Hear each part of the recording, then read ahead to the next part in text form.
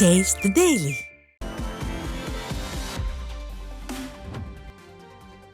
திருவாரூர் மாவட்டம் மன்னார்குடி மீனாட்சி சொக்கநாதர் ஆலயத்தில் கார்த்திகை மாத வெள்ளிக்கிழமையை ஒட்டி திருவிளக்கு பூஜை வெகு விமர்சையாக நடைபெற்றது. இதனை முன்னிட்டு மூலவர் சொக்கநாதர் மீனாட்சியம்மனுக்கு சிறப்பு அலங்காரம் செய்யப்பட்டது. தொடர்ந்து சிவாச்சாரியார்கள் வேத மந்திரம் முழங்க சன்னதியின் முன்புள்ள திருவிளக்கினை அம்மனாக பாவித்து குங்குமத்தால் அர்ச்சனை செய்யப்பட்டது. இந்த பூஜையில் ஏராளமான பெண்கள் விளக்கேற்றி பூஜை செய்தனர்.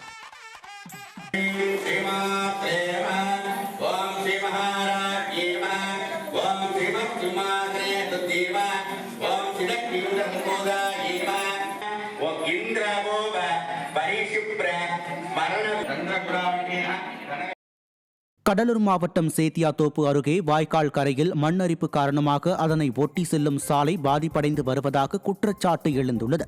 பூதங்குடியில் உள்ள வடிகால் வாய்க்கால் கரையில் பல மாதங்களாக மண் அரிப்பு ஏற்பட்டு வருகிறது. இதனால் இதன் வழியே செல்லும் முக்கிய சாலையும் சேதமடைவதாக கூறப்படுகிறது. மண் அரிப்பு காரணமாக வாகனங்கள் வாய்க்காலில் கவிழும் அபாயம் உள்ளதால் சிமெண்ட் காரை அமைத்து தருமாறு பலமுறை மனு அளித்தும் அதிகாரிகள் அலட்சியம் காட்டுவதாகவும், விடியாத அரசு பதவியேற்றாலே நீர்நிலைகள் மற்றும் விவசாயம் அழிந்து போகும் நிலையே ஏற்படுவதாகவும் மக்கள் குற்றம் சாட்டினர். நில ஆவணங்கள் காணாமல் போனதாக முறைகேடாக சிஎஸ்ஆர் பதிவு செய்த கடலூர் மாவட்டம் புவனகிரி பெண் காவல் ஆய்வாளர் லட்சுமி பணியிடை நீக்கம் செய்யப்பட்டார்.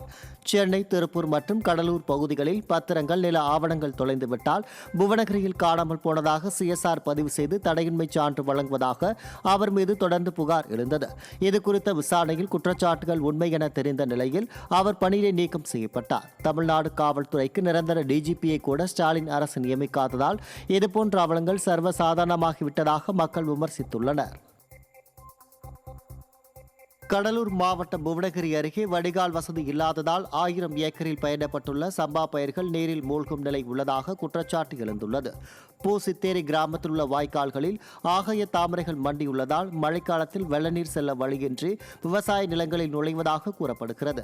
இதுகுறித்து ஆட்சியரிடம் பலமுறை மனு கொடுத்தும் கண்டுகொள்ளவில்லை என்றும், நாட்டின் முதுகெலும்பான விவசாயத்தை அளிக்கும் பணியில் விடியாத அரசும் அதன் அதிகாரிகளும் ஈடுபட்டுள்ளதாக குற்றம் சாட்டிய விவசாயிகள் உரிய நடவடிக்கை எடுக்கவில்லை எனில் மிகப்பெரிய போராட்டம் முன்னெடுக்கப்படும் என எச்சரித்தனர்.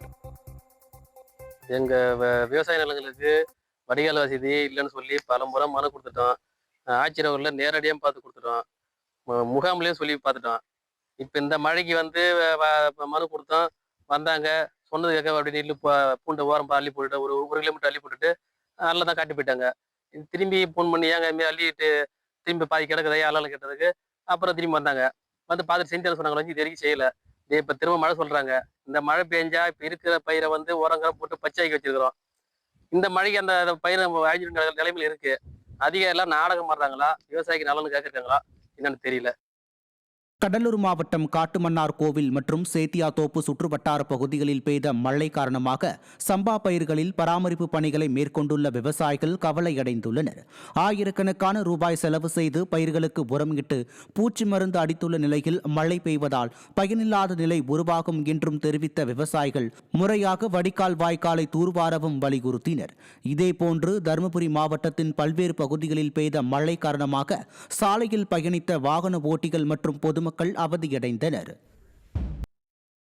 தருமபுரி ஆட்சியர் அலுவலகம் அருகே 18 அம்ச கோரிக்கைகளை வலியுறுத்தி நில அளவை அலுவலர்கள் காத்திருப்பு போராட்டத்தில் ஈடுபட்டனர்.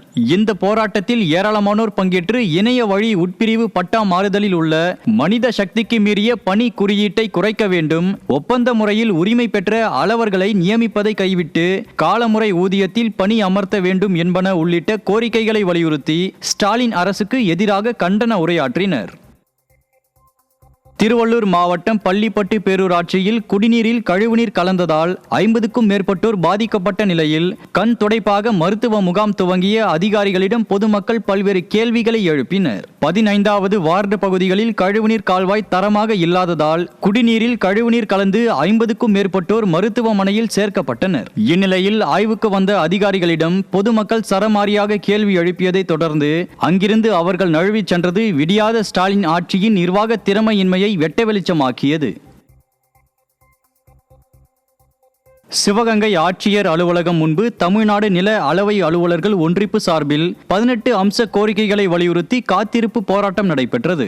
தமிழகம் முழுவதும் நில அளவையர் காலி பணியிடங்களை நிரப்ப வேண்டும், ஒப்பந்த முறையை ரத்து செய்து காலமுறை ஊதியத்தில் பணி நியமனம் செய்ய வேண்டும் என்பன உள்ளிட்ட 18 அம்ச கோரிக்கைகளை வலியுறுத்தி 100க்கும் மேற்பட்ட நில அளவை அலுவலர்கள் காலவரையற்ற காத்திருப்பு போராட்டத்தில் ஈடுபட்டனர். போராட்டத்தில் விடியாத ஸ்டாலின் மாடல் அரசுக்கு எதிராக நில அளவையாளர்கள் கண்டன கோஷங்களை எழுப்பினர்.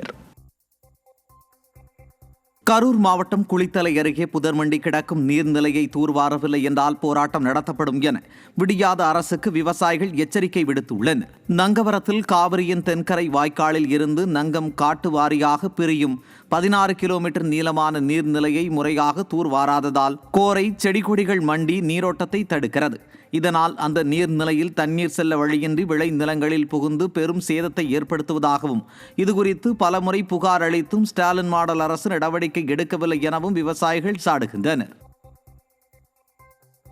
நீலகிரி மாவட்டம் கூடலூரில் மக்கள் வரிப்பணத்தை நகராட்சி நிர்வாகம் வீணடிப்பதாக குற்றச்சாட்டு எழுந்துள்ளது. பழைய பேருந்து நிலையத்தில் இருந்து கள்ளிக்கோட்டை செல்லும் சாலை, கழிவுநீர் கால்வாயை சீரமைப்பது போல் போக்கு காட்டும் நகராட்சி நிர்வாகம் அதில் இருந்து எடுக்கப்பட்ட மண்ணை மீண்டும் கால்வாயிலேயே கொட்டுவதாக புகார் எழுந்துள்ளது.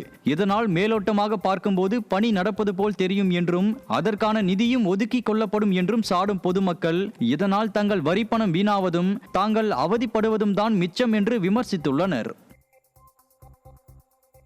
விருதுநகர் மாவட்டத்தில் காட்டு பன்றிகளை சுடுவதற்கு அமைக்கப்பட்ட குழுவில் தங்களையும் சேர்க்க விடியல் தராத அரசை விவசாயிகள் வலியுறுத்தினர். மாவட்ட ஆட்சியர் அலுவலகத்தில் நடைபெற்ற விவசாயிகள் குறைதீர் கூட்டத்தில் பங்கேற்ற விவசாயிகள் காட்டு பன்றிகளை சுட்டு பிடிக்கிறோம் என்று தங்களை ஏமாற்ற வேண்டாம் என்றும் அதற்கான குழுக்களில் தங்களையும் கட்டாயம் இணைக்க வேண்டும் என்றும் வலியுறுத்தினர்.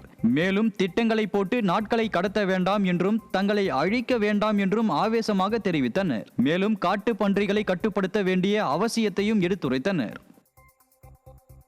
சேலம் மாவட்டம் மேட்டூர் அனல் மின் நிலையத்தில் நடைமேடை சரிந்த விபத்தில் தொழிலாளி மரணத்திற்கு விடியாத அரசே காரணம் என குற்றச்சாட்டு எழுந்துள்ளது.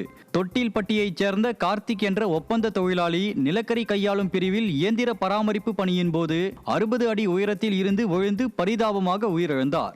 அவரது மரணம் கடும் அதிர்ச்சியை ஏற்படுத்திய நிலையில் அனல் மின் நிலையத்தில் பணிபுரியும் ஒப்பந்த தொழிலாளர்களுக்கு தலைக்கவசம், கையுறை, காலணி போன்ற பாதுகாப்பு உபகரணங்கள் வழங்கப்படுவதில்லை என்றும் தொழிலாளிகளின் மரணத்திற்கு விடியாத அரசே பொறுப்பு என்றும் சாடினர்.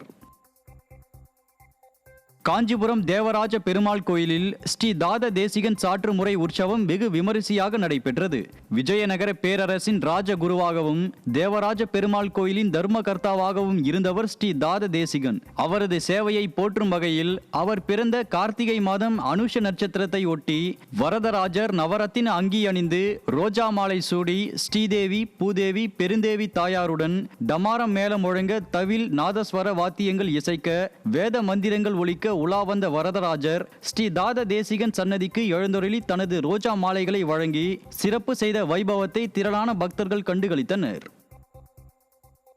சென்னை அருகே கல்லூரி மாணவரை தாக்கி நகை பறித்து சென்ற வழக்கறிஞர் உள்ளிட்ட 4 சிக்கினர். சேலத்தைச் சேர்ந்த ஹரிஹரன் என்ற தனியார் கல்லூரி மாணவர் ஒரு கல்லூரி மாணவியுடன் பெருங்களத்தூரில் தனியே வீடு வாடகைக்கு எடுத்து தங்கிய நிலையில் இருவரும் பிரிந்தனர். இதையடுத்து ஹரிஹரனிடம் உள்ள தன் பொருட்களை வாங்கி தர தாம்பரம் சந்தோஷ் என்ற வழக்கறிஞரை மாணவி நாடியுள்ளார். இந்த விவகாரத்தில் சந்தோஷ் தன் நண்பர்களுடன் ஹரிஹரனின் மண்டையை உடைத்து அவர் அணிந்திருந்த நகையை பறித்து சென்றனர். இதுகுறித்த புகாரில் 4 சிக்கிய நிலையில் செயல்படாத காவல்துறையால் குற்றங்கள் பெருகிவிட்டதாக விமர்சனம் எழுந்துள்ளது.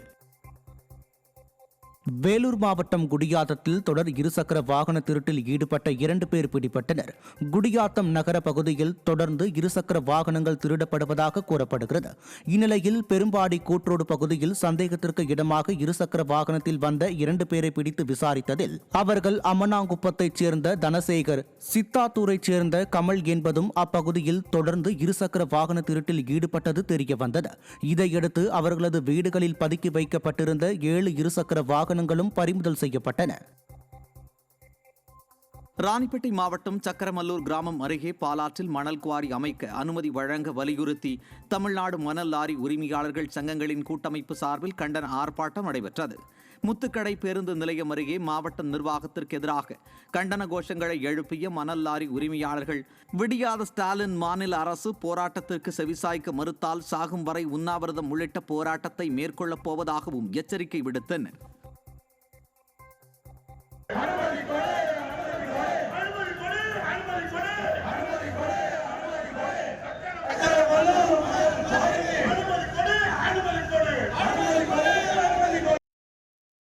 மதுரை மாவட்டம் உசிலம்பட்டி அருகே சாலையை சீரமைத்து தரவில்லை என்றால் தேர்தலை புறக்கணிப்போம் என விடியாத அரசை கிராம மக்கள் எச்சரித்துள்ளனர். 8 கிலோமீட்டர் மலைப்பாதையாக உள்ள மல்லப்புரம் மயிலாடும்பாறை சாலை குண்டும் குழியுமாக காணப்படும் நிலையில் அதனை சீரமைத்து போக்குவரத்து வசதி ஏற்படுத்தி தர தீயசக்தி திமுக அரசிடம் பலமுறை வலியுறுத்தியும் நடவடிக்கை எடுக்கவில்லை என கூறப்படுகிறது. இந்நிலையில் அப்பகுதி புலிகள் சரணாலயமாக அறிவிக்கப்பட்டதை அடுத்து வாகனங்கள் செல்ல கடும் கட்டுப்பாடு விதித்துள்ளதால் தாங்கள் கடுமையாக பாதிக்கப்பட்டுள்ளதாக தெரிவித்து தேனி மதுரை மாவட்ட மக்கள் வேதனை தெரிவித்துள்ளனர். அரசு கவனத்தை ஈர்க்கக்கூடிய வகையில் பல்வேறு வகையான ஜனநாயக ரீதியான போராட்டத்தை நடத்திருக்கிறோம். எங்களுக்கு தேர்தல் நெருங்குற நேரத்தினால தேர்தலுக்குள்ளே குறைஞ்சபட்சம் இந்த சாலையை செப்பனிட்டு கொடுக்கணும். அதுக்கப்புறம் இந்த சாலையை நிரந்தரமாக சரி செய்வதற்கான நிதி ஒதுக்கி ஒரு அரசாணை வெளியிடணும்னு சொல்லி எங்களோட கோரிக்கை வச்சுருக்கோம். தூத்துக்குடி மாவட்டம் ஏரல் பேரூராட்சி பகுதிகளில் உள்ள மணல் குவியலை அகற்றவும் சேதமடைந்த சாலைகளை சீரமைக்கவும் பொதுமக்கள் வலியுறுத்தியுள்ளனர். ஏரல் பேருந்து நிலையத்தில் கட்டிட வேலைக்காக மணல் குவியல் கொட்டப்பட்டிருப்பதும் வீடுதோறும் குடிநீருக்காக சாலைகளின் ஒரு பகுதியில் பைப்லைன் அமைக்கப்பட்ட நிலையில் சாலையை சீரமைக்கப்படாமல் இருப்பதால் வாகன ஓட்டிகளை சிரமத்தில் ஆழ்த்தியுள்ளது. விடியாத ஸ்டாலின் மாடல் அரசின் பேரூராட்சி நிர்வாகம் உடனடியாக இதனை சீரமைக்க வேண்டும் என அந்த பகுதி மக்கள் வலியுறுத்தினர்.